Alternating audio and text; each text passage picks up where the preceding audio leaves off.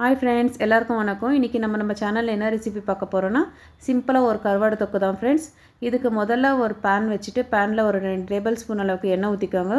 எண்ணெய் சூடானதுக்கப்புறமா கொஞ்சமாக கருவேப்பிலை, ஒரு 10 பல் அளவுக்கு பூண்டு 1-2 நசுக்கி போட்டுக்கோங்க ஃப்ரெண்ட்ஸ். இப்போ மீடியம் சைஸு 2 வெங்காயத்தை நல்லா பொடி பொடியாக இந்த மாதிரி கட் பண்ணி வச்சுருக்கேன். இந்த மாதிரி கட் பண்ணியிருக்கிற வெங்காயம் 2 வெங்காயம் சேர்த்துக்கோங்க.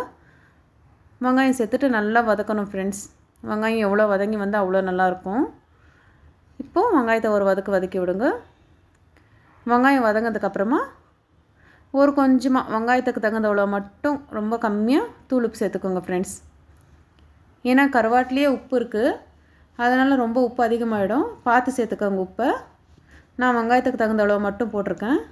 வெங்காயம் இந்த அளவு வதங்கினதுக்கப்புறமா கட் பண்ணி வச்சுருக்கிற 2 மீடியம் சைஸ் தக்காளி சேர்த்துக்கலாம் ஃப்ரெண்ட்ஸ்.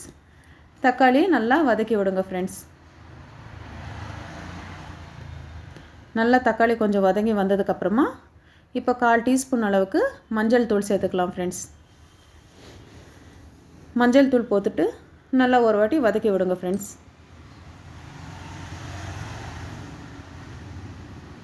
நல்லா இந்த அளவு வதங்கி வந்ததுக்கப்புறமா தக்காளி வெங்காயம் எல்லாமே இப்போ 1/2 டேபிள் ஸ்பூன் அளவுக்கு சாம்பார் தூள் சேர்த்துக்கலாம் ஃப்ரெண்ட்ஸ்.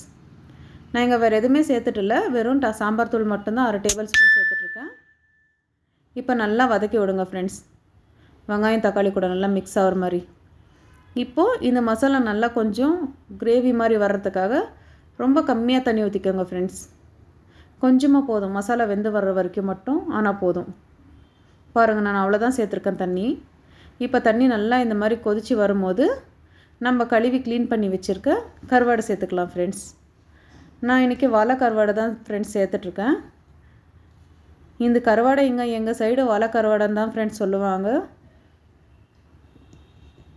இது நல்லா கட் பண்ணி க்ளீன் பண்ணி வச்சுருக்கேன். இது சேர்த்துட்டு நல்லா வதக்கி விடுங்க ஃப்ரெண்ட்ஸ். இந்த அளவு வதங்கினதுக்கப்புறமா ஒரு மூடி போட்டு 10 நிமிஷம் சிம்மில் வச்சிடலாம் ஃப்ரெண்ட்ஸ். பாருங்கள் ஃப்ரெண்ட்ஸ், 10 நிமிஷம் ஆனதுக்கப்புறமா சுவையான கருவாடு தொக்கு ரெடியாக இருக்குது. உங்களுக்கு இது சுட சுட சாதத்து கூட போட்டு சாப்பிட்றதுக்கு ரொம்ப அட்டகாசமாக இருக்கும் ஃப்ரெண்ட்ஸ். சாப்பிட்றதுக்கு நீங்களும் இந்த ரெசிபியை உங்கள் வீட்டில் செஞ்சு பாருங்கள் ஃப்ரெண்ட்ஸ். ரொம்ப சுவையாக ரொம்ப நல்லா இருந்தது. இதே மாதிரி நம்ம சேனல் பார்த்துட்ருக்கோம் ஃப்ரெண்ட்ஸ். இதே மாதிரி உங்கள் சப்போர்ட் எப்போவுமே இருக்கட்டும். நம்ம சேனலை சப்ஸ்கிரைப் பண்ணிக்கோங்க ஃப்ரெண்ட்ஸ். லைக் பண்ணுங்கள், ஷேர் பண்ணுங்கள். இதே மாதிரி உங்கள் சப்போர்ட் எப்போவுமே இருக்கட்டும் ஃப்ரெண்ட்ஸ். நன்றி.